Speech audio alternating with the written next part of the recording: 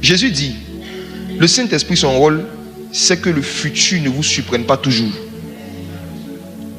Le Saint-Esprit, son rôle, c'est d'attirer votre attention sur certains événements pour que vous puissiez prendre des dispositions, puissiez vous comporter, pour ne pas que ces événements aient certains effets négatifs sur vous. C'est le rôle du Saint-Esprit. C'est la mission du Saint-Esprit dans la vie de chaque croyant. Maintenant, pourquoi est-ce que beaucoup de personnes ne vivent pas ça? Éphésiens chapitre 2, verset 10. Éphésiens chapitre 2, verset 10. Car nous sommes son ouvrage, ayant été créés en Jésus-Christ pour de bonnes œuvres que Dieu a préparées d'avance, afin que nous les pratiquions. La Bible dit que toutes les œuvres que nous devons faire sur la terre, Dieu les a préparées. Dis avec moi, préparées d'avance. Préparées d'avance. Préparées d'avance. Préparées d'avance. Cela veut dire que ce que nous appelons le futur, là, en fait, c'est le passé. C'est des choses que Dieu a déjà fait, il a déjà préparé, qu'on va juste découvrir. Donc, quand le Saint-Esprit veut te faire découvrir le futur, il ne t'emmène pas dans le futur, il t'emmène dans le passé. Je reprends. Il y a des œuvres que tu dois faire, que Dieu a préparées d'avance. Ça veut dire que ces œuvres sont déjà dans le passé. Et toi, tu dois le faire dans le futur. Donc, la façon dont Dieu te fait découvrir le futur, quand il te fait découvrir le futur, comment il procède, il t'emmène dans le passé et il te fait voir certaines œuvres. Les songes que tu fais, ou les songes que tu vas commencer à faire après aujourd'hui, où tu vas te voir en train de faire certaines choses, ce n'est pas ton futur, c'est un passé. Je reprends. Si tu fais un songe où tu te vois en train de faire des choses que tu ne fais pas aujourd'hui, il y a certains même vous avez déjà fait et vous allez faire des songes où vous allez voir votre aspect physique dans 5 ans, votre aspect physique dans 10 ans. Je vous dis la vérité que ce que vous appelez le futur, Dieu appelle ça le passé. Et il faut que vous puissiez parler comme le Saint-Esprit et voir les choses comme le Saint-Esprit pour que ce soit facile pour le Saint-Esprit de vous montrer des choses. En fait, le futur, là, c'est le passé de Dieu. Chacun d'entre nous ici, il y a un livre qui existe dans le monde spirituel dans lequel Dieu a écrit tous les jours qui nous sont destinés. Ça veut dire que chaque jour de l'année, chaque jour de la semaine, les choses que tu es censé faire, il y a un livre qui existe où ces choses sont écrites. La Bible n'est pas le seul livre du royaume de Dieu. Le livre de vie dans lequel est écrit le nom de tous ceux qui sont sauvés n'est pas le seul livre du royaume de Dieu. Il y a un autre livre dont je veux te parler ce matin qu'on appelle le livre des destinées. Et le Saint-Esprit peut te faire lire ce livre-là. Le but de cet enseignement, c'est de te montrer qu'est-ce que tu dois faire pour que le Saint-Esprit te fasse découvrir, te fasse lire ce livre. Lisons Psaume 31, verset 16. Psaume 31, verset 16. Psaume 31, verset 16. Fais-lui ta face sur ton serviteur. Sauve-moi par ta grâce. Non. C'est verset 15. Bon, verset 15 dans certaines versions, vas-y. Mes destinées sont dans ta main. Délivre-moi de mes ennemis et de mes persécuteurs. David a dit ma destinée ou mes destinées. Mes destinées. J'aimerais dire à chaque personne qui m'écoute qu'il n'y a personne qui est appelé ou qui est destiné à faire une seule chose sur la terre. Chaque être humain a des destinées. Ça veut dire un ensemble de choses que tu es censé faire sur la terre. Vous qui dans le domaine professionnel avez appris un seul métier, et vous dites la vérité, vous êtes en danger. Apprendre un seul métier, c'est très dangereux. On commence par apprendre un, mais on est censé avoir à cœur d'être un peu polyvalent, apprendre d'autres choses. Pourquoi? Parce que nous avons des destinées à accomplir. Il y a plusieurs choses qu'on est censé faire. On va en parler lorsqu'on va évoluer, mais j'aimerais déjà que vous reteniez que Dieu ne vous appelle pas à faire une seule chose. Donc ne vous cataloguez jamais dans un seul domaine pour dire moi je ne fais que ça, je sais faire que ça. Si vous faites ça, vous ne pourrez plus être conduit par le Saint-Esprit. Le Saint-Esprit veut vous conduire dans vos destinées. Donc si vous n'êtes pas flexible et que vous êtes déjà bloqué dans votre tête, que moi je ne sais faire que ça et je ne vais faire que ça toute ma vie, malheureusement vous ne pourrez pas collaborer avec le Saint-Esprit. L'une des choses que Jésus a dites sur le Saint-Esprit, et là nous sommes en train de pratiquer la loi du témoignage de Jésus, n'est-ce pas? Jésus rend témoignage du Saint-Esprit et puis il dit, quand l'Esprit de vérité sera venu, il ne parlera pas de lui-même. Je ne vais pas expliquer cette phrase ici. On n'a pas assez le temps et puis ce n'est pas le contexte. Mais j'aimerais dire à quelqu'un que la mission du Saint-Esprit dans ta vie, ce n'est pas de te parler du Saint-Esprit. Le Saint-Esprit ne parle pas du Saint-Esprit. Le Saint-Esprit vient te parler de Jésus et de toi. Il ne parlera pas de lui-même. Il parlera des choses qui concernent Christ et des choses qui te concernent dans les Écritures. C'est son rôle. Et il dit, il vous annoncera des choses à venir. Le Saint-Esprit est le spécialiste des choses à venir. En d'autres termes, il va vous montrer votre futur, il va vous montrer votre destinée. Le Saint-Esprit va vous révéler à l'avance des choses qui doivent arriver. Vous savez, cette expérience est très, très, très réelle. Moi, j'ai vu ça depuis plusieurs années. Ce qui fait qu'on sait que la Bible est vraie, ce n'est pas parce que les mots sont bien écrits. C'est parce que ce que nous lisons, nous le vivons. On a fait un culte ici il y a 2 semaines. Quand on a fini le culte, je sentais dans mon esprit qu'on ne devait pas faire le culte la semaine dernière. Maintenant, il fallait que je trouve les raisons. Au début, je sentais juste qu'il n'y avait pas les raisons. J'ai prié, le Seigneur m'a dit, va avoir une pluie le jeudi. Il m'a dit, va avoir une pluie le jeudi. Et que la foule qui vient, si des gens restent sur le goudron, vous aurez du mal à gérer les choses. L'eau même pourra détruire les télévisions. J'ai dit à mes gars, annulez le culte. On va faire la semaine prochaine. Dites pour des questions logistiques, écrivez cela. Des gens m'ont appelé pour dire, quel problème logistique? Oui, il y a des gens qui m'ont demandé, on dit, mais dites le problème logistique qu'on va gérer. On dit, c'est trop doux, on ne peut pas annuler le culte comme ça. On doit continuer dans quelque chose. Je n'ai pas répondu à quelqu'un. Il a dit, non, il y aura des problèmes logistiques. Il y aura des problèmes logistiques. Et j'étais en retraite lorsque, moi, je ne savais même pas qu'il pleuvait, tout ça. C'est le soir quand j'ai allumé mon téléphone, je vois les photos, je vois les vidéos, je dis, ah, le Saint-Esprit nous annoncera les choses à venir. C'est très réel, hein. Notre futur, c'est le passé pour Dieu. La preuve, regardez ceci. Apocalypse chapitre 4. Chaque fois que Dieu veut te donner accès à ton futur, il va t'amener dans le passé. Apocalypse 4, verset 1 à 2. Après cela, je regardais et voici, une porte était ouverte dans le ciel. La première voix que j'avais entendue, comme le son d'une trompette, et qui me parlait, dit, monte ici et je te ferai voir ce qui doit arriver dans la suite. Quand il dit je te ferai voir ce qui doit arriver dans la suite, c'est le passé ou le futur? Vous avez peur maintenant? On dit je te ferai voir ce qui doit arriver Le où? futur. Dans la suite. On dit dans la suite, non? Le futur. Dans la suite, c'est le passé ou le futur? Le futur. C'est le futur, on est d'accord? Ok, on dit à Jean, on va te montrer le futur. Et puis dès qu'il arrive au ciel, qu'est-ce qu'il voit au verset 2? Aussitôt?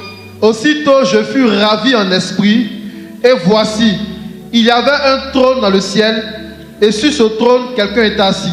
Mes frères et sœurs, on lui dit, on va te montrer ce qui doit arriver dans la suite. Et la première chose qu'on lui montre, c'est un trône qui est dans le ciel. Je vais vous poser une question. Ce trône-là, c'est le passé? Ou bien c'est un trône qui devait venir? C'est le passé. Le trône a toujours été là, on est d'accord? Le trône a toujours été là. Donc regardez comment le Saint-Esprit parle. Il dit, je vais te montrer ce qui doit arriver dans la suite. Et la première chose qu'il lui montre, c'est la salle d'adoration. C'est le trône. Et puis il ne dit pas, Jésus était assis. Il ne dit pas, Dieu était assis. Il dit, quelqu'un. Dis avec moi, Jésus est quelqu'un. Oui. Jésus c'est quelqu'un. Le Fils de l'homme. Jésus c'est l'homme. C'est-à-dire, Jean regarde et on lui dit que, en fait, ce qui doit arriver dans la suite là, c'est ce qui arrivait depuis que le trône existe. Donc on te montre d'abord le trône. Si tu te rapproches du trône et que tu comprends pourquoi est-ce que les gens ont toujours adoré, les gens ont toujours été charmés par celui qui est assis sur le trône, tu vas voir ton futur après. En fait, en d'autres termes, si tu veux voir ton futur, il faut adorer d'abord. Regarde, on lui dit, si tu veux voir ce qui doit arriver dans la suite, passe d'abord par la salle d'adoration. Beaucoup d'enfants de Dieu ne passent pas assez de temps à adorer Dieu. Voici pourquoi Dieu ne passe pas assez de temps à leur montrer ce qui doit leur arriver dans la suite. La négligence des temps d'adoration personnelle, je ne parle pas de ce qu'on fait en groupe. Pour le groupe, c'est bien. Moi, je n'accorde pas beaucoup d'importance et de temps à ce qu'on fait forcément en groupe en termes d'adoration. Parce que la vérité, c'est que l'adoration, c'est un moment d'intimité en fait, à la base. Vous voyez? Et c'est malheureux aujourd'hui que les smartphones sont en train de donner la culture à beaucoup d'enfants de Dieu, de mettre juste de la musique. Et c'est leur téléphone qui chante pour Dieu. Et eux-mêmes, ils ne chantent plus. En fait, avant, quand nous n'avons pas les téléphones là, c'est nous-mêmes qui chantons. Quand tu voulais vraiment passer un temps dans l'adoration, c'est toi-même qui chantais. Les musiques, au début, même quand c'est venu avec les téléphones, la musique passe et en général, les gens chantaient avec la musique. C'est-à-dire, pendant que le chant passe, toi aussi tu chantes. Mais si vous ne faites pas attention, vous allez remarquer que maintenant le son joue seulement, toi tu t'étais. En fait, c'est ton portable qui adore Dieu. Plus tu es loin du trône, plus tu es loin de ta destinée. Ce qui doit arriver dans la suite, là, c'est dans le trône. Ce qui doit arriver dans la suite est dans l'adoration. Or, l'adoration est la plus ancienne pratique du ciel. En fait, c'est un passé dans lequel Dieu nous met. Donc, quand tu rentres dans l'adoration, spirituellement, tu rentres dans le passé de Dieu. Et dans ce passé, tu vois ton futur. Beaucoup de gens ont découvert ce qu'ils étaient appelés à faire pendant des moments où ils étaient en train d'adorer Dieu. Je vous dis la vérité. Beaucoup de gens ont eu des inspirations par rapport à des business où ils étaient bloqués pendant des temps d'adoration. Beaucoup de personnes ont eu des idées de pouvoir mettre en place certaines stratégies pendant les temps d'adoration. Le niveau d'inspiration qu'il y a dans l'adoration est extraordinaire. Voici pourquoi je vous conseille de privilégier les instrumentaux d'adoration au cantique d'adoration dans le téléphone. Je reprends. Écoutons la musique chrétienne. Nous tous on écoute, il n'y a pas de problème. Mais je dis, quand tu as du temps où tu veux prier, ou quand tu as du temps où tu veux communier avec Dieu, je te recommande de mettre plutôt un instrumental au lieu d'une musique avec déjà des paroles. L'instrumental va t'aider à chanter. L'instrumental peut te pousser toi aussi à prier. L'instrumental peut t'aider à méditer. Parfois, quand nous sommes en train d'écouter des chants, surtout où il y a beaucoup de techniques et puis c'est bien et tout, on veut souvent tellement se concentrer pour bien écouter ce qu'on est en train de faire que finalement, on ne fait que des temps d'écoute. On n'utilise pas ces chants-là pour en faire aussi des temps d'adoration. Et on s'éloigne du trône. On s'éloigne du trône. J'aimerais que tu réfléchisses et que tu te demandes, la dernière fois que tu as chanté seul pour Dieu, c'était quand? Soyons très francs. Sois franc avec le trône. On n'a pas dit à Jean, montez ici. On dit quoi? Monte ici. C'est individuel. C'est individuel. La connaissance de sa destinée se trouve dans l'adoration, ce qui se passe autour du trône.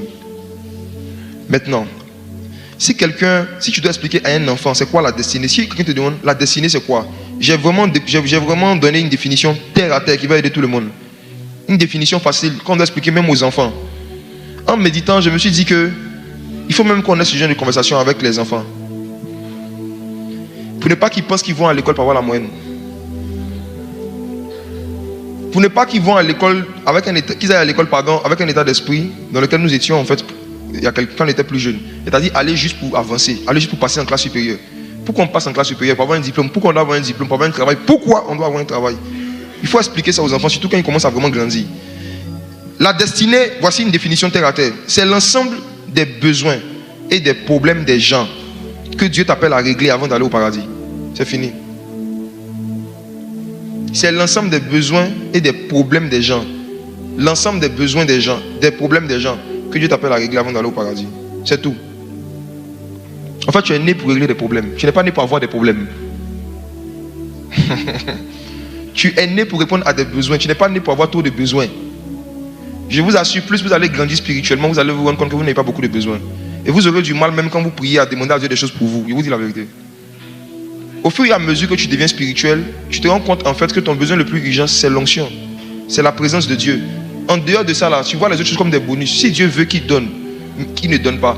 Et ça te pousse à regarder autour de toi, des gens de ta famille, des gens de ton entourage, qui ont des problèmes plus graves que toi, tes problèmes de 15 000 là. Donc tu vois que des gens ont des problèmes de maladie, des gens ont des problèmes émotionnels, des problèmes de dépression. Et toi, tu es en train de prier pour demander à Dieu de nouveaux talents. Regarde. L'une des façons dont tu peux mesurer ta croissance spirituelle, c'est en mesurant ton désintérêt pour les choses qui te concernent toi-même. Tu es né pour régler des problèmes et des besoins de quelqu'un qui n'est pas toi. Et l'une des façons dont le diable nous éloigne de notre destinée, justement, c'est de nous créer beaucoup de problèmes personnels. Au point où tu es tellement occupé à régler tes problèmes personnels que tu vas avoir le temps de régler les problèmes de qui? Et l'une des façons dont le Saint-Esprit aussi, lorsqu'on décide de pouvoir nous intéresser à notre destinée, l'une des façons dont le Saint-Esprit nous aide, c'est de régler nos problèmes personnels vite, pour qu'on se concentre sur les problèmes des autres. Oui. La destinée, c'est l'ensemble des besoins et des problèmes que tu as appelé à régler. Ça n'a rien à voir avec le fait de devenir star, de devenir célèbre, de se marier. Et puis tu dis, je suis rentré dans ma destinée parce que je me suis marié. Frère, le mariage, là, ce n'est pas le règlement d'un problème, c'est le début de nouveaux problèmes. Donc, il ne faut pas considérer ça comme étant rentré dans sa destinée. Tu te maries même pour régler les problèmes de la personne avec qui tu t'es marié. C'est parce que Dieu voit que toi tu es douce, que lui il a des problèmes de colère qui vous a mis ensemble. C'est l'eau qui éteint le feu. Chaque personne avec qui Dieu te met en relation a des caractères et des problèmes que tu es censé régler par toi, les vertus que tu as, et vice versa. Vous avez des défauts contraires, des qualités contraires, vous allez vous aider là-bas. Oui. Donc la destinée c'est ça, c'est des problèmes et des besoins des gens que Dieu nous appelle à régler, c'est tout hein. C'est tout. Maintenant demande-toi, moi actuellement, je peux régler quel problème de qui? En quoi faisant? La vérité, c'est qu'il y a un moment de la vie où nous-mêmes nous sommes des problèmes. Et puis il y a un moment où Dieu nous fait grâce, où on devient nous-mêmes une solution à certains problèmes. Mais il y a des moments où nous-mêmes on a un problème déjà. Oui, oui. Tous les jeunes qui sont encore à la charge de vos parents, vous avez des problèmes. Ah. Vous avez des problèmes. Et la raison justement pour laquelle vous devez bosser, travailler, apprendre un métier, chercher à devenir autonome financièrement, c'est pour devenir une solution. Si en attendant, tu as un problème. Oui. Il n'y a personne, voici une vérité profonde encore sur la destinée. Il n'y a personne sur la terre à qui le Saint-Esprit fait découvrir cette destinée en un jour, en une semaine ou en un mois.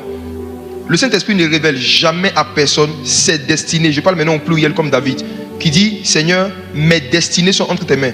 Il n'y a personne à qui le Saint-Esprit révèle toutes ses destinées, tout ce qu'il est censé faire sur la terre, en un jour, en une semaine ou en un mois. Non. La découverte de la destinée et des destinées est une découverte progressive. Voici une image que le Seigneur m'a inspirée. En fait, la destinée est un immeuble à plusieurs étages. Mais il n'y a pas d'ascenseur à l'intérieur. Un immeuble de 10 étages sans ascenseur. Ta destinée, c'est un immeuble comme ça, où il y a plusieurs étages, 10 étages. Chaque étage représente un type de problème que tu dois régler. Maintenant, pour monter dans ta destinée, il y a des escaliers. Et chaque escalier représente quoi? Il y a des marches d'escalier. Les marches d'escalier, c'est quoi? C'est l'ensemble des petites choses que Dieu te demande de faire aujourd'hui, que Dieu te donne la grâce de faire aujourd'hui. Et c'est quand tu es en train de bien faire ces petites choses que le Saint-Esprit te révèle ta destinée. Il y a des gens ici, je sais pas, il y a vraiment ça à cœur. Il y en a ici qui vivent encore chez des personnes. On vous confie des petites tâches. Par exemple, on dit c'est toi qui dois laver les assiettes. Tu fais exprès. Quand c'est le temps de laver les assiettes, tu dis tu vas à la prière. Ce comportement-là va faire que le Saint-Esprit ne va jamais te révéler ta destinée. Parce que tu es en train d'éviter les marches d'escalier. En fait, les marches d'escalier, c'est des petites tâches que Dieu passe par des personnes pour nous confier. Des petites choses. On va lire ça dans la Bible. Des petites choses, des petites choses.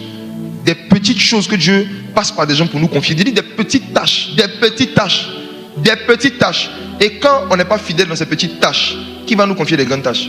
Dieu. Luc chapitre 16, verset 10 à 12. Chaque tâche que Dieu a permis qu'on nous donne à un moment de nos vies, c'était des marches d'escalier qu'il avait mis devant nous pour qu'on rentre dans notre destinée. Mais certains n'ont pas discerné. Ils ont fui les tâches. Ils ont fui des responsabilités. Il y en a quand les hommes responsables dans certains endroits, il dit, moi je vais rester caché, moi je vais rester caché. Oh. Luc chapitre 16, verset 10 à 12. Celui qui est fidèle dans les moindres choses l'est aussi dans les grandes. Et celui qui est juste dans les moindres choses l'est aussi dans les grandes. Si donc vous n'avez pas été fidèle dans les richesses injustes, qui vous confiera les véritables? Et si vous n'avez pas été fidèle dans ce qui est à autrui, qui vous donnera ce qui est à vous? Relis le verset 12 s'il te plaît. Et si vous n'avez pas été fidèle dans ce qui est à autrui, qui vous donnera ce qui est à vous? Il dit, si vous n'avez pas été fidèle dans ce qui appartient à autrui, qui vous donnera ce qui est à vous? Qui? Jésus dit que c'est moi. Jésus parle comme un Ivoirien. Il dit qui va vous donner ce qui est à vous? Qui? Il est en train de dire quoi? Il est en train de dire que la réception de ce qui est à toi commence par la façon dont tu traites ce qui est à autrui. C'est le protocole de la destinée. On te met dans des circonstances où tu dois d'abord faire des choses pour ce qui est à autrui. Et si tu fais bien ces choses, on va te donner ce qui est à toi. Et je vous assure, oh mes frères, quand j'ai vu ça, je me suis rendu compte de pourquoi est-ce que le Saint-Esprit a tant de mal à donner à beaucoup de personnes les chemins qu'ils doivent emprunter. Beaucoup de gens ont été infidèles dans les petites choses. Je vais prendre les exemples les plus insolites aux exemples les plus grands. Il y a des jeunes filles ici qui ont grandi dans des maisons où leur maman leur avait confié des petites tâches. Laver les assiettes, faire le lit, aller au marché. Vous n'avez pas été fidèles dans ces petites choses.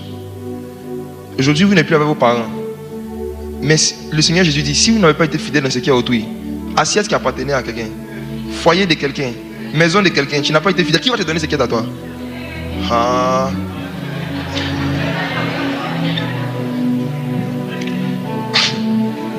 Ce verset est important. Hein? Ça veut dire qu'en ayant l'opportunité d'exécuter des tâches dans ce qui est à autrui, Dieu était en train de tester notre capacité de recevoir ce qui est à nous. Et beaucoup ont trop échoué.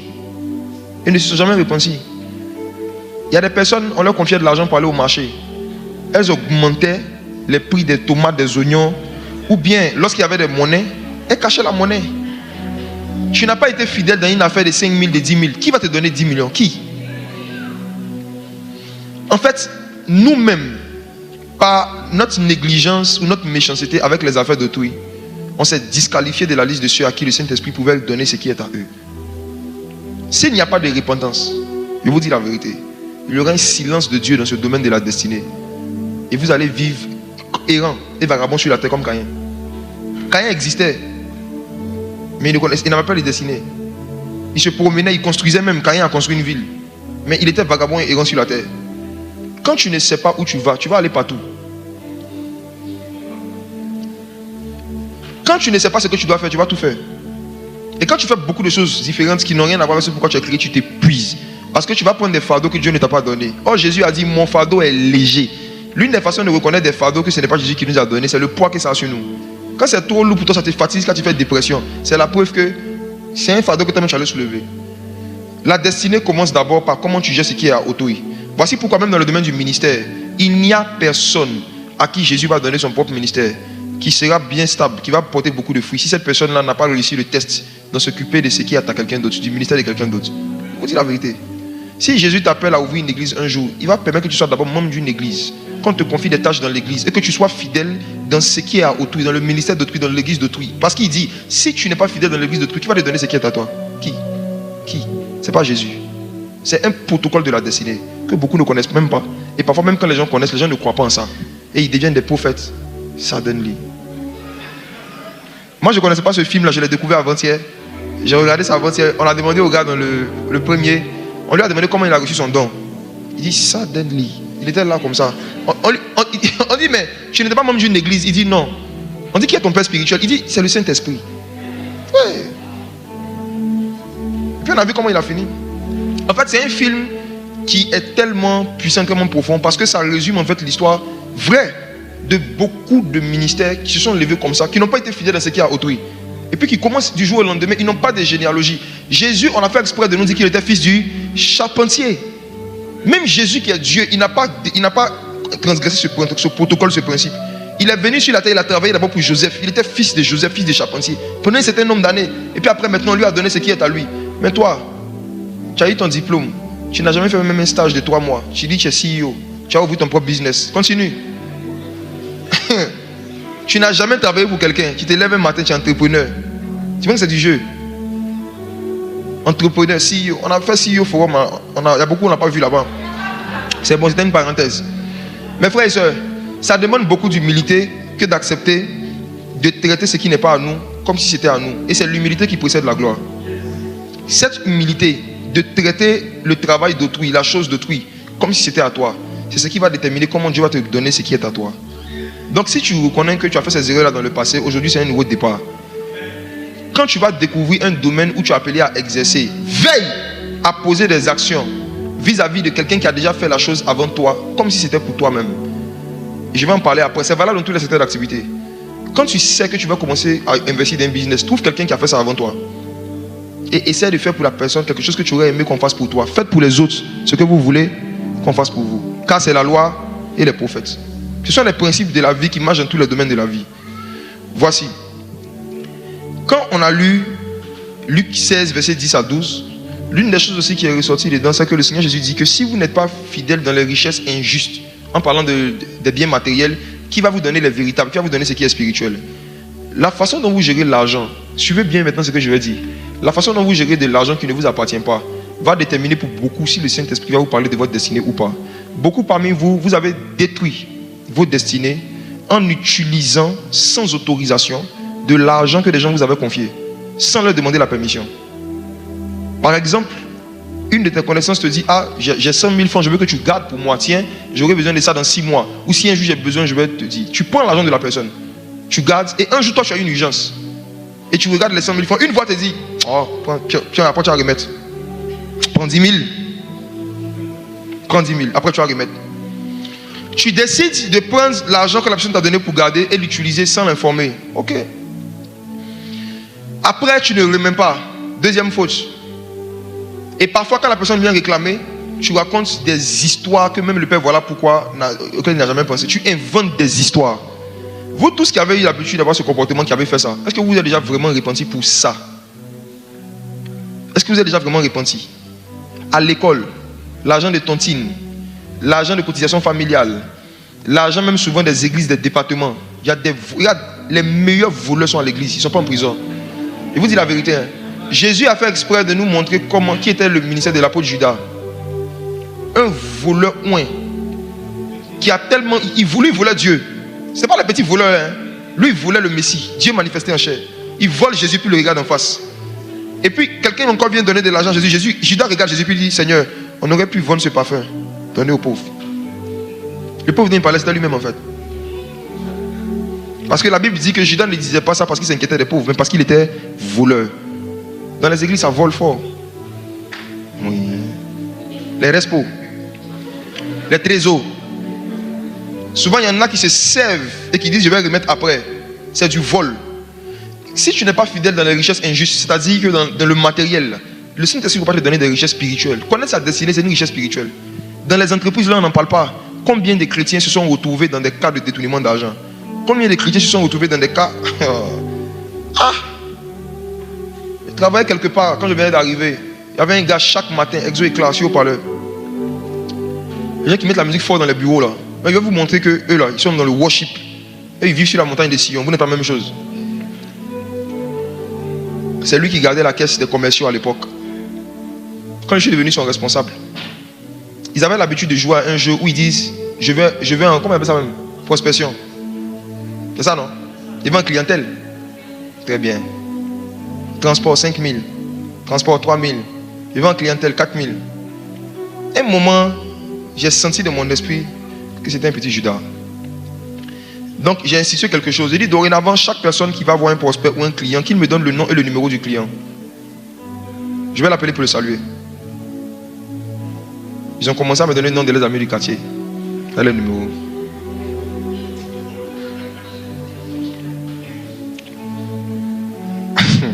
Juste pour avoir 3 000, 5 000, 10 000. Regardez comment les gens détruisent leur vie. Hein. Après, quand j'ai su que les numéros que les gars me donnaient, c'était bizarre, j'ai dit maintenant je vous accompagne. Depuis que j'ai dit que je veux les accompagner, ils n'ont plus de prospects. Le marché est devenu dur. Ils ont du mal à avoir des rendez-vous. J'ai demandé au boss de l'époque d'annuler ce budget-là qui était alloué à la prospection pour les commerciaux. Et que dorénavant, on va faire du phoning. On va faire la prospection en ligne. On va envoyer des mails. On va faire la prospection à distance. Quand j'ai fait ça après un mois, il y a au moins 2-3 qui ont démissionné. Parce qu'en fait, leur vrai salaire là, c'était l'argent des transports. Il y en a qui volent les bons des carburants. Ils sont là. Et puis ils distribuent à leurs amis. Ce que je veux vous dire, c'est que si vous êtes devenu chrétien, vous avez décidé de marcher avec Jésus. Le niveau de révélation que le Saint-Esprit va vous donner sur votre destinée, sur ce qui est à vous, dépend de comment vous avez traité les richesses, les biens matériels qui appartenaient à quelqu'un d'autre. En Afrique, ici même, il y a des moments qui volent leurs propres enfants.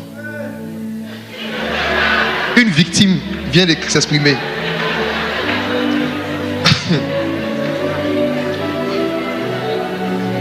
Toi, tu connais ta maman. Et puis tu vas lui donner de l'argent qu'il faut garder. Après, tu vas me donner.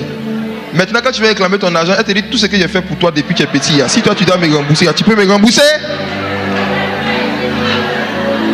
Il y a plein de victimes ici, je sais.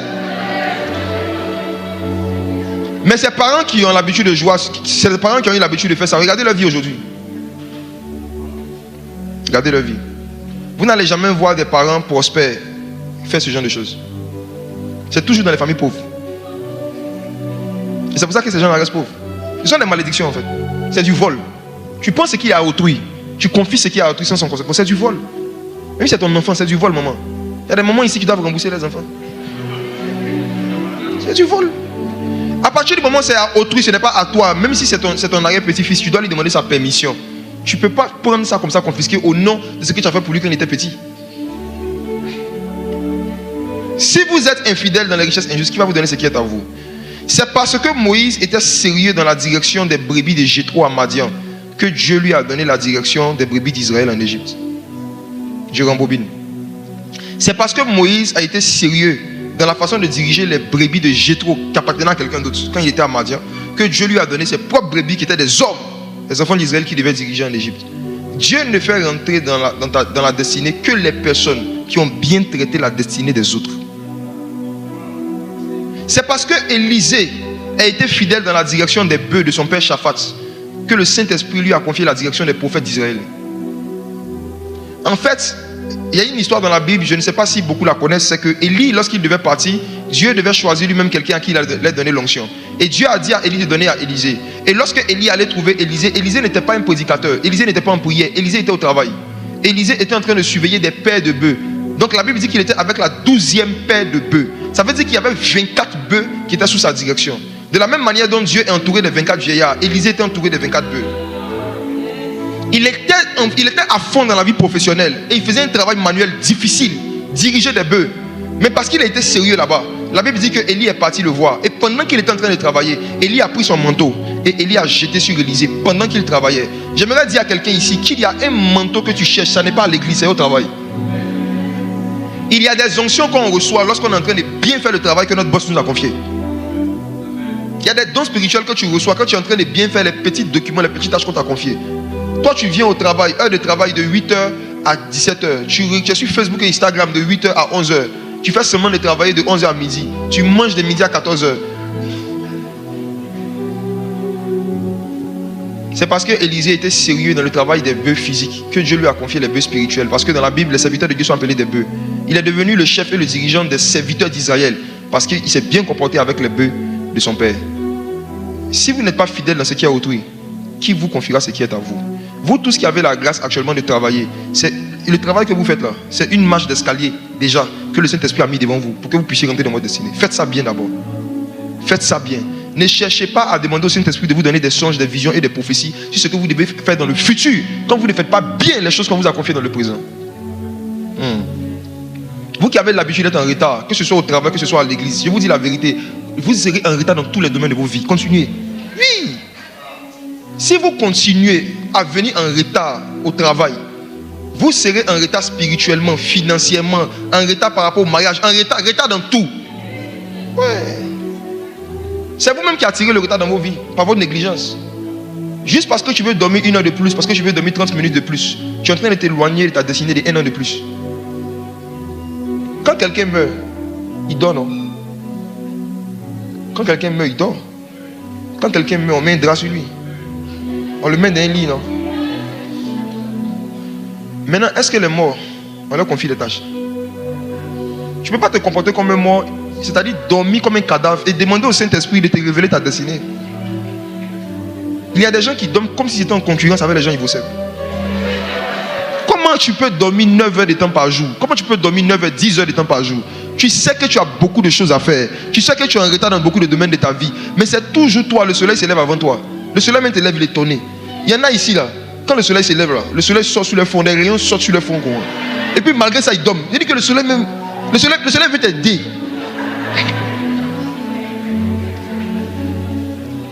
Montrez-moi quelqu'un qui est en train d'accomplir sa destinée ou qui est productif et puis qui dort beaucoup. Montrez-moi.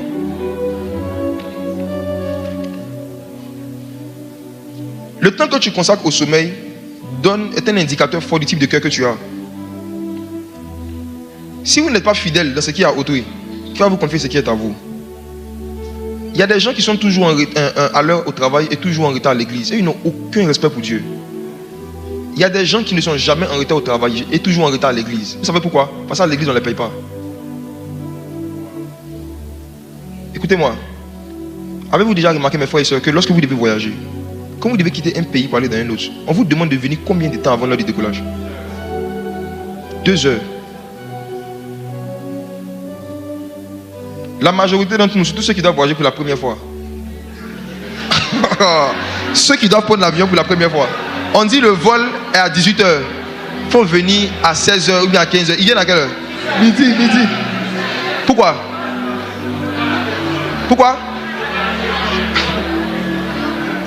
On dit les passagers à destination de tel endroit sont priés d'embarquer. Tout ce qui concerne la destination ou la destinée, là, tu dois être en avance pour rentrer dedans. Il n'y a personne qui tolère le retard, qui cultive le retard et qui va arriver à destination de sa vie. Personne.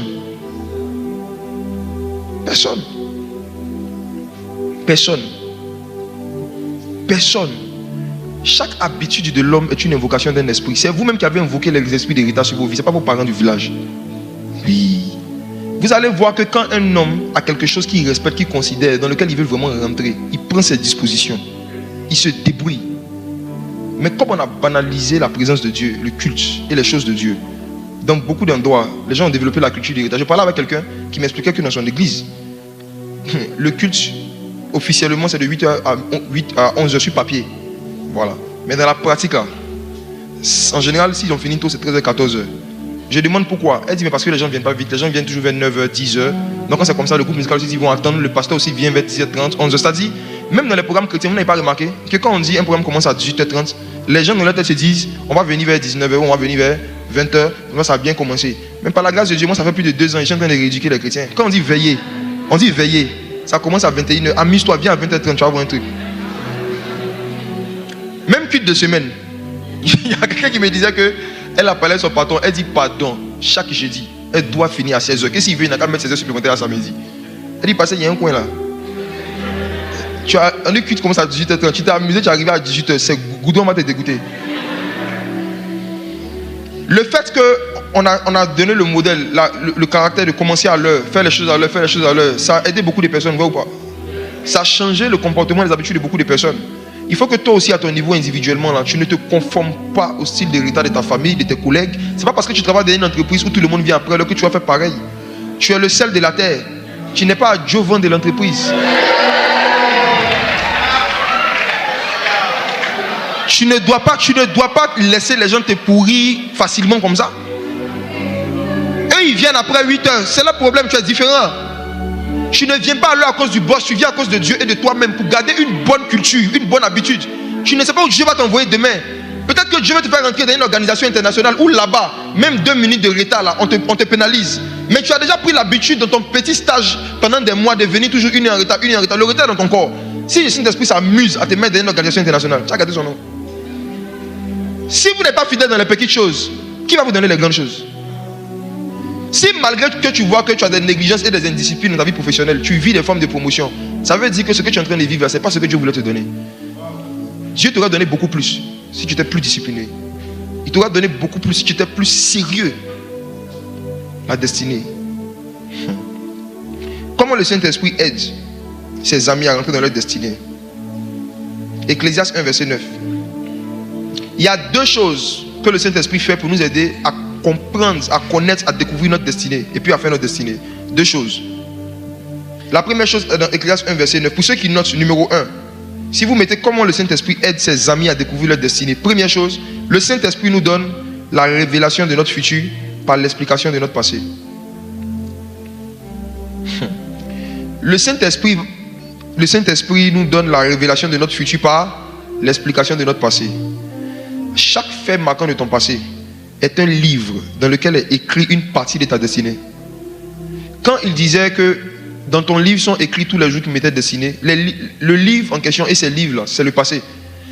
Tout ce que nous avons vécu dans le passé d'important, qui nous a marqué ou qui nous a traumatisé, je vais en parler, c'était des livres. C'était des livres. Et le Saint-Esprit, dans ta relation avec lui, peut t'apprendre à lire certains événements de ton passé pour que tu comprennes ton futur. Ecclésiaste 1, verset 9. Ce qui a été, c'est ce qui sera, et ce qui s'est fait, c'est ce que se fera. C'est ce qui se fera. Il n'y a rien de nouveau sous le soleil. Amen. Il y a une seule phrase qui m'intéresse dans ce verset, c'est ce qui a été, c'est ce qui sera. En fait, si tu demandes au Saint-Esprit qu'est-ce qui sera, il va te ramener où? Dans ce qui a été. Donc, je reprends ma phrase. Le Saint-Esprit nous révèle notre destinée comment? Il nous donne la révélation de notre futur par l'explication de notre passé. Il nous fait comprendre ce qui sera en nous expliquant ce qui a été. Pourquoi c'est toujours toi en chicoté? Pourquoi c'est toujours à toi qu'on confie les tâches les plus fastidieuses, les plus difficiles? Pourquoi? Pourquoi est-ce que c'était à toi que ta maman confiait toujours ses secrets les plus lourds au milieu de tes frères? Pourquoi? Pourquoi est-ce qu'au primaire c'est toujours toi ton père envolé à 10 heures? Pourquoi? Ce que vous allez faire après aujourd'hui, vous faites un exercice. Prenez une feuille ou un support quelconque de votre choix et écrivez des choses en 2 événements. Première chose, quels sont les événements de votre passé, de votre enfance, de votre adolescence qui vous ont le plus blessé? Et puis écrivez. Après aujourd'hui quoi? Vous voulez découvrir votre destinée, non? Vous voulez découvrir votre destinée? Faites une liste, mettez devant vous les éléments de votre passé, de votre enfance qui vous ont le plus blessé ou qui vous ont le plus traumatisé. Depuis que vous avez 2 ans, 3 ans, depuis en tout cas à l'époque où vous avez des souvenirs, jusqu'à ce que vous deveniez adulte, quels sont les éléments qui vous ont le plus blessé, qui vous ont le plus traumatisé, que vous avez vécu? Écrivez. Écrivez. Écrivez. Ensuite, l'autre catégorie, quels sont les éléments qui vous ont le plus réjoui, qui vous ont le plus touché? Qu'est-ce que vous avez vécu dans votre vie qui vous a apporté le plus de joie? Les événements les plus douloureux et les événements les plus heureux, c'est dedans que se trouve ce que tu dois faire dans le futur. Ce qui a été et ce qui sera. Il y a un lien entre ça, ce que tu vas écrire, et puis ce que tu es censé faire. Comment tu vas pouvoir faire le lien? Écoutez bien ce que je vais vous donner. Quand tu vas lister les événements qui t'ont le plus blessé, qui t'ont le plus choqué, chaque événement que tu vas lister est un domaine où Dieu t'appelle à pouvoir consoler ceux qui vivent la même chose.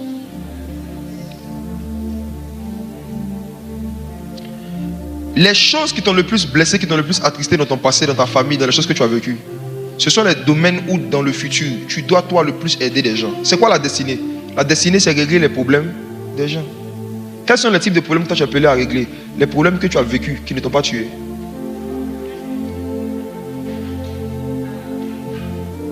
Les problèmes les plus graves, les plus humiliants, les plus frustrants par lesquels tu es passé, qui ne t'ont pas tué.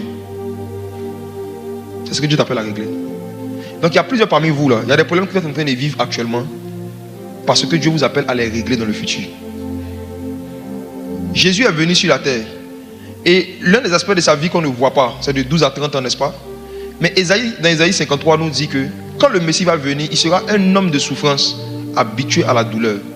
Dans d'autres versions, surtout dans l'hébreu, on a dit un homme de souffrance sachant ce que c'est que la maladie.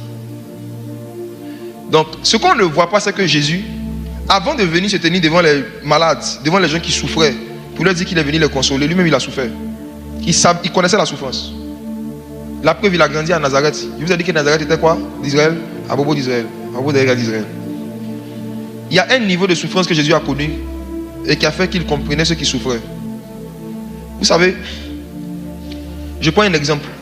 Il y a beaucoup parmi vous, vous avez manqué de vêtements de qualité, de vêtements de marque. Vous avez manqué, quand vous étiez en famille, de pouvoir vous habiller, surtout pendant les temps de fête, comme vous le voulez. C'est quelque chose qui vous a beaucoup attristé, parfois humilié en milieu primaire, secondaire, où on voit que tu portes toujours les mêmes habits. Les enfants moqueurs de l'école du primaire, là, voilà. Comme nous, à l'époque, on n'a pas aidé certaines personnes beaucoup. Quand tu as vécu, par exemple, ce genre d'humiliation sociale, où tes parents n'avaient pas les moyens de changer régulièrement tes vêtements, ou de te payer des vêtements qui allaient avec les circonstances où tu partais, ça crée une blessure, une frustration. Et même quand tu deviens grand, je vous dis la vérité, c'est là quelque part. Si tu as vécu cela et que ça a été vraiment une frustration pour toi, c'est parce que Dieu t'appelle à habiller beaucoup de personnes. C'est pas que Dieu t'appelle à avoir beaucoup d'habits. Vous comprenez ce qu'il dit? Dieu t'appelle toi à pouvoir régler ce problème. Ça veut dire que dans ce domaine-là, toi tu dois habiller beaucoup de personnes. Parce que tu sais ce que c'est. Tu sais ce que c'est. Que de ne pas avoir de quoi. De ne pas avoir de quoi se vêtir convenablement par rapport à certaines circonstances. Il y en a ici, c'était le problème de nourriture. Vous avez vécu dans des familles où à cause des moyens des parents, vous n'arrivez pas à manger les plats que vous voulez. Vous mangez ce que vous pouvez. Quand tu grandis, Dieu t'appelle toi à offrir aux gens des plats excellents et des plats de luxe. Ça ne ressemble à rien, hein? Mais c'est une destinée. Destinée, là, ce n'est pas forcément aller prêcher, aller prophétiser. Non, ce n'est pas ça.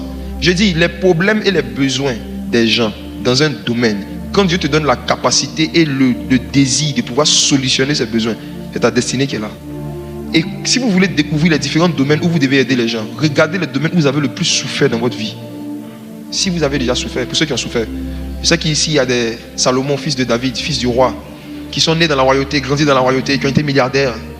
Il y en a qui n'ont pas connu les souffrances, certaines souffrances de la vie. Ne vous forcez pas à souffrir, ok? Ne vous pardonnez. S'il n'y a pas de souffrance, il ne faut pas créer. Ne faites pas comme si c'était un rappeur français. qui n'ont rien souffert, mais qui s'inventaient une vie. Oui, j'étais dans la rue, j'ai fait la prison, il n'a fait aucune prison. Vous savez, l'un des buts aussi que Dieu veut atteindre à travers nos souffrances, c'est d'éviter ces souffrances-là à notre postérité. Si mes enfants vivent les mêmes souffrances que moi, j'ai échoué dans la vie, logiquement, il y a des choses que nous, on vit pour ne plus que ceux qui seront nos fils vivent. Non. Normalement, c'est ça. C'est-à-dire que tout ce que tu as vécu de mal, là, tu dois te battre que tes enfants ne vivent pas la même chose. C'est là qu'on appelle la réussite. Tu leur évites certaines souffrances parce que tu as déjà souffert ça. Maintenant, c'est les enfants des autres qui ont des souffrances similaires aux choses par lesquelles tu es passé.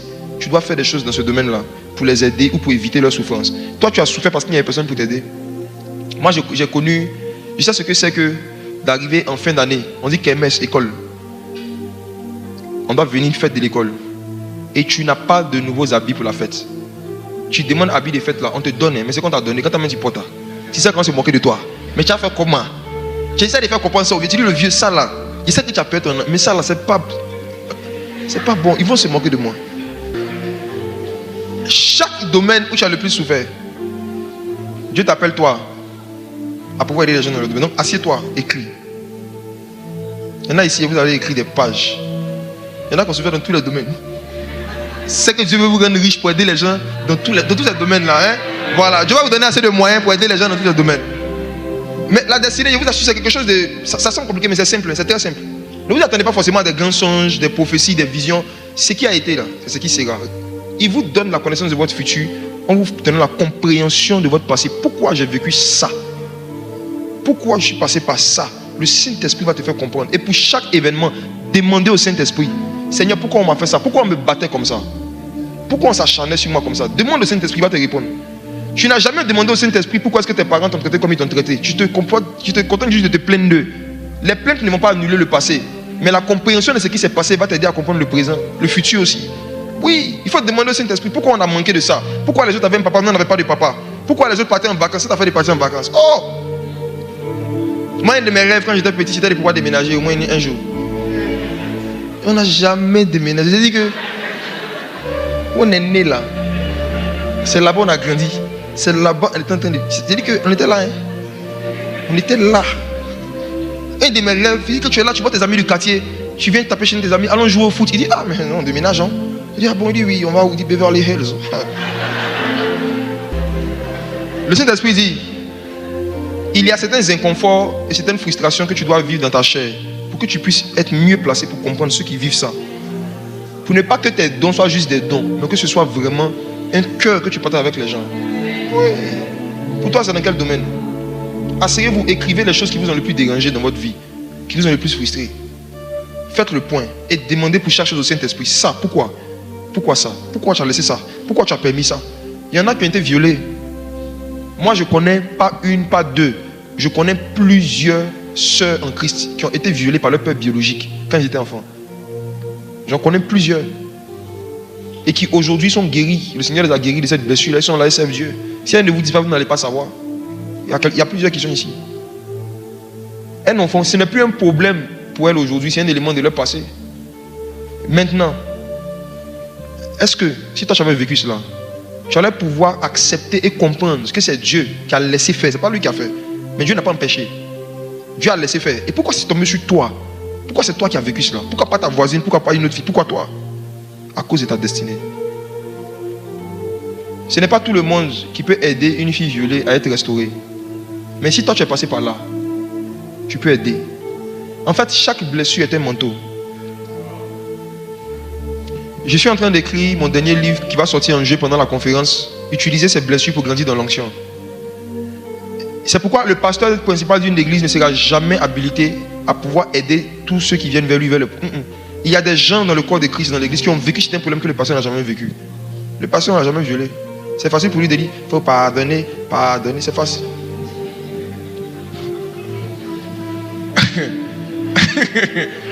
Quand quelqu'un est en train de souffrir, puis je lui dis, il faut pardonner, tu n'es pas en train de l'aider. Hein. Il sait qu'il doit pardonner.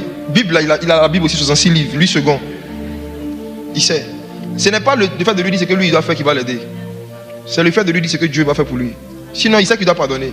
Mais Jésus dit, l'Esprit du Seigneur est sur moi, quand il m'a oint pour guérir ceux qui ont le cœur blessé. Pas pour dire à ceux qui ont le cœur blessé, ils n'ont qu'à laisser tomber, ils n'ont qu'à banaliser la chose. Arrêtez de banaliser les blessures des gens. En fait, non, c'est pour éviter justement que des gens banalisent des blessures des gens, que Dieu veut que non. Quand quelqu'un a un problème là, il faut que ce soit des personnes qui ont déjà vécu quelque chose de similaire qui s'occupent de ça.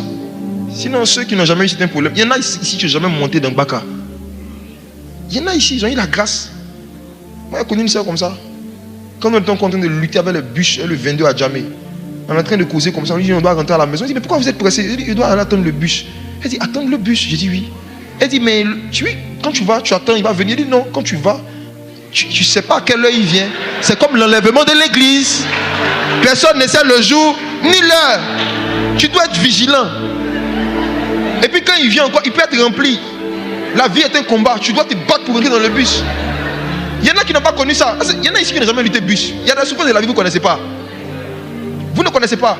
Donc quand tu deviens responsable, si quelqu'un comme ça devient responsable d'un département et qu'il y a une réunion ou quelque chose et puis le frère lui dit je n'ai pas l'argent du transport. Pour lui ce n'est pas une excuse valable. Comment tu peux ne pas avoir l'argent du transport? Parce que lui n'a jamais manqué de transport dans sa vie. Quand il est né dans la vie dans Besson, on le poussait. Il ne connaît pas. Il y en a ici qui ne savent pas ce que c'est que de faire un mois et ne même pas avoir 10 000 francs. Vous ne connaissez pas cette souffrance. Vous ne connaissez pas ça.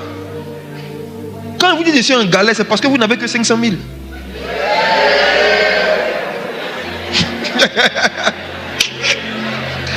Il y a des gens comme ça. C'est Dieu qui a fait les choses ainsi. Maintenant, il ne faut pas de l'humilité pour reconnaître que si quelqu'un fait face à un problème, ou il t'explique un problème que tu n'as jamais vécu, ou tu ne sais même pas ce que c'est, arrête de vouloir te jouer au connaisseur, donner des leçons. Tu veux connaître ta destinée? Retourne dans ton passé. Regarde les problèmes qui t'ont le plus blessé, qui t'ont le plus frustré. C'est dans ces domaines-là où Dieu t'appelle à toi pour pouvoir être une consolation pour les autres.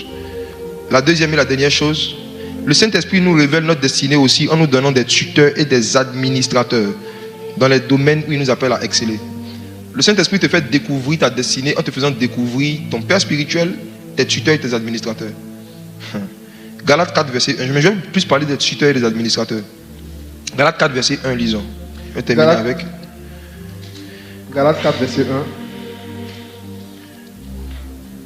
1. Or, aussi longtemps que l'héritier est enfant, je dis qu'il ne diffère en rien d'un esclave, quoiqu'il soit le maître de tout. Mais il est sous des tuteurs et des administrateurs jusqu'au temps marqué par le Père. Il est sous des tuteurs et des administrateurs. Voici. Ces deux catégories de personnes dans les domaines où Dieu nous appelle à exceller ou à exercer, qu'on doit chercher à rencontrer. Et qu'en général, Dieu met sur notre chemin les tuteurs, les administrateurs. Les tuteurs, les administrateurs. C'est qui et c'est quoi? De façon très simple. Ceux qui ont fait les systèmes académiques ou universitaires classiques, ils connaissent cela. C'est eux qu'on appelle parfois les dévanciers de promotion, les aînés dans les promotions, n'est-ce pas? Voilà, c'est des gens parfois dans ta filière en fait, qui ont fait la filière avant toi, qui ont été insérés professionnellement avant toi et on les appelle en général dans le domaine professionnel les mentors, n'est-ce pas? Des mentors. Des personnes qui peuvent en fait te faciliter la compréhension de certaines pratiques du métier, qui peuvent te faciliter l'accès à certaines opportunités dans le métier. Mais le rôle des mentors, c'est de pouvoir te donner des connaissances pratiques de ce que tu connais de façon théorique. Les mentors, c'est ça. Les mentors, en fait, ils vont t'aider à faire de façon pratique ou à augmenter ta pratique de ce que tu connais déjà. Quand quelqu'un intègre une entreprise nouvellement, on lui confie un maître de stage. Voilà. Le maître de stage, son rôle, en fait, c'est de pouvoir t'initier à tout ce qui est aspect pratique par rapport à ce que tu dois faire. Et bizarrement, on retrouve ce principe dans la parole de Dieu. On dit que lorsque un héritier demeure un enfant, il ne diffère rien d'un esclave. Un esclave, c'est quelqu'un qui n'a pas de tuteur et d'administrateur. Écoutez-moi, vous tous qui n'avez ni père spirituel, ni tuteur, ni administrateur, vous êtes des esclaves. Esclave. Esclave. Tu seras esclave de ton ego qui te dit que tu n'as besoin de personne à part Dieu. Tu seras esclave de tes petits résultats. Tu seras esclave de ta petite tête. Tu seras esclave de toi-même et puis de tes résultats. Chaque fois que tu ne sens pas le besoin d'avoir un homme dans ta vie qui va te dire ce que tu dois faire, tu es en train de dire que tu es devenu un Dieu. La seule personne qui n'a pas besoin des hommes, c'est Dieu. Tout homme qui ne ressent pas le besoin d'un homme est un Dieu. Un Dieu qui s'ignore. Bientôt, on va mettre ta photo, on va t'adorer. Les tuteurs. Si par exemple le Seigneur t'appelle à faire de la couture, est-ce que tu as des tuteurs? Ou bien tu apprends tout par tuto?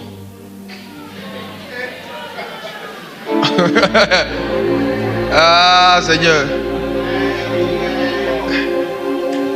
Les tutos sont en train de tuer la culture des tuteurs. J'ai rencontré un frère il y a quelques années, il m'a dit qu'il savait conduire. J'ai fait l'erreur de lui dire, passe au volant.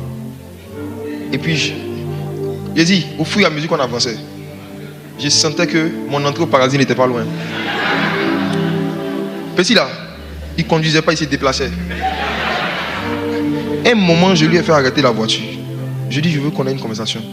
Tu as un permis? Il dit oui. J'ai dit, mais est-ce que tu as fait vraiment l'auto-école? Il te dit, non, pas vraiment. Oh, ils sont pleins comme ça, ici. Il dit, j'ai dit qui t'a appris à conduire? Il dit, il a appris par tuto sur YouTube. Est-ce que vous savez qu'il y a des chaînes sur YouTube qui apprennent à conduire? Moi, il ne savait pas, c'est lui qui m'a dit. J'ai dit, tuto comment? Il dit, non, il regarde à la télé. On lui dit, appuie ici, puis il appuie. Va comme ça, puis il va. Donc, tuto. J'ai dit, descends. Il a pris ma voiture. Vous savez, ne pas ressentir le besoin d'un tuteur ou d'un mentor dans un domaine où on veut exceller, c'est être sous une oppression démoniaque. Le diable sait que tu ne pourras pas atteindre un certain niveau d'excellence et de productivité s'il n'y a pas un homme qui fait avant toi ce que tu fais et que tu as vu faire et qui t'a accompagné un peu pendant un temps ou qui t'a montré des choses. Le diable sait. C'est impossible qu'il y ait dans toute la vie en fait. C'est impossible qu'il y ait dans toute la vie. Regardez, même quand un enfant naît, au début il fait 4 pattes, n'est-ce pas? Mais arrivé un moment, comment l'enfant apprend à marcher? Il a des tuteurs, tous ceux qui marchent autour de lui. Vous voyez les enfants quand ils sont à 4 pattes, regardez, ils regardent les gens comme ça. Le temps de voir comment on marche. Souvent un enfant là, il te regarde comme ça. Oui, mais quand tu parles, un enfant, un bébé, il te regarde, il est en train d'apprendre à parler. C'est parce qu'on a eu des tuteurs, des gens qui étaient devant nous, même si ce n'est pas les parents biologiques, mais des gens qui étaient là, qui marchaient, qui parlaient, on a vu et au fur et à mesure on a commencé à faire. Mais aujourd'hui, on fait des cours en ligne, tu es en ligne, tu es en ligne.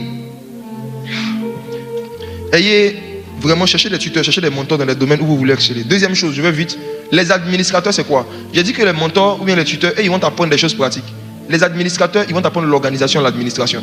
Suivez bien. Tout talent, tout don qui n'est pas exercé avec une administration, avec une organisation claire, ne va pas durer dans le temps. Ce n'est pas le don qui fait durer les résultats, c'est l'administration. Il y a beaucoup de dénominations ici, dans le monde, où il n'y a aucun Saint-Esprit. Il n'y a pas la vérité de l'évangile. Mais ces dénominations-là existent et puis fonctionnent depuis des siècles à cause de leur administration. L'administration est le fondement de la longévité. L'administration est le fondement de tout ce qui dure dans le temps. Voici pourquoi vous allez voir que beaucoup de petits entrepreneurs qui se lancent là, ce qu'ils ont en commun, ce qui échoue, c'est le manque d'organisation. Le manque d'organisation. En fait, les administrateurs, leur rôle, ce n'est pas de t'apprendre ton travail. Leur rôle, ce n'est pas de te montrer des choses de façon pratique. Leur rôle, c'est de t'apprendre à t'organiser. C'est tout. Un administrateur, c'est celui qui va te donner la meilleure méthode pour faire ce que tu fais déjà. Regardez le cas de Moïse. Moïse avait commencé le ministère. Il faisait des miracles, tout c'était bien. Mais sa façon de gérer le peuple était mauvaise. La Bible dit que Moïse s'asseyait du matin jusqu'au soir pour faire réception prophétique. Il s'assoit et puis tous ceux qui veulent lui parler, ils viennent causer avec lui. Le peuple était content. On dit ça, c'est un bon prophète, il est disponible. Il n'était pas disponible, il était immature. C'est un administrateur qu'on appelle Jéthro qui est venu, qui a regardé Moïse, qui dit ta façon d'organiser le peuple est en train de te rendre malade. Tu t'épuises toi-même et tu épuises le peuple. Parce qu'il y a 1000 personnes qui veulent te parler, ils vont faire la queue. Donc la personne qui est à la 985e place va s'arrêter et va attendre pendant 3 heures de temps, 4 heures de temps pour venir t'expliquer un problème qu'il aurait pu expliquer à Aaron. Aaron était là, il ne fait rien de ses journées. Au lieu de partir parler avec lui, la personne va s'arrêter là pendant 2 heures, 3 heures de temps pour t'attendre toi Moïse. Tu es en train d'épuiser le peuple et toi-même tu t'épuises aussi. Parce que s'asseoir pendant un certain nombre d'heures sans bouger, ça donne des problèmes de reins et des problèmes de dos. Demandez aux informaticiens. Il dit tu t'épuises, tu épuises le peuple. En d'autres termes, ton administration, ton organisation est mauvaise. Et mes frères et sœurs, je vous dis la vérité, beaucoup d'enfants de Dieu ont une mauvaise administration de leur journée, mauvaise administration de leur semaine. Souvent tu les prends au hasard. Tu fais quoi demain? C'est quoi ton programme de la semaine? Tu vois que c'est maintenant il réfléchit. Je dois. Regardez, si tu es un adulte, tu as plus de 21 ans. Et puis, aujourd'hui est dimanche par exemple, on te demande qu'est-ce que tu fais cette semaine. Et tu réfléchis, c'est que tu es immature. Ça veut dire que tu n'as pas l'habitude de programmer tes activités et tes tâches à l'avance. Et ce manque d'administration, ce manque d'organisation, ça détruit les destinées et ça empêche les destinées de fonctionner. Il n'y a aucune destinée, aucun don, aucun talent qui se manifeste régulièrement et qui grandit s'il n'y a pas une organisation, une administration claire. Et les administrateurs, c'est des gens qui sont des conseillers en organisation. C'est des gens qui peuvent te dire, ne fais pas les choses de cette façon, fais ça à telle fréquence. On a tous besoin d'administrateurs dans le domaine où on appelle exceller. Donc le Saint-Esprit te faire découvrir chez ta destinée en te faisant rencontrer des administrateurs, des organisateurs. Quand tu sais que tu n'es pas organisé ou que tu ne sais pas t'organiser, il faut être humble. Il faut le dire. Il faut être franc. Vous qui voulez lancer vos business, je vous demande pardon. Cherchez des administrateurs. C'est-à-dire chercher des gens qui peuvent vous donner des conseils sur comment vous devez organiser votre business. Sinon, vous allez juste créer une page, faire un logo, commencer à faire publier, partager. Arrêtez ça. Arrivé un moment, il faut s'asseoir, il faut reconnaître qu'il y a quelque chose que je veux faire. J'ai une vision que je veux atteindre. Mais je ne connais pas les meilleures méthodes, les meilleurs process. Je vais voir des gens qui ont l'expérience dans le domaine. Ils vont me dire comment on doit faire. Amen. Amen. J'ai fini.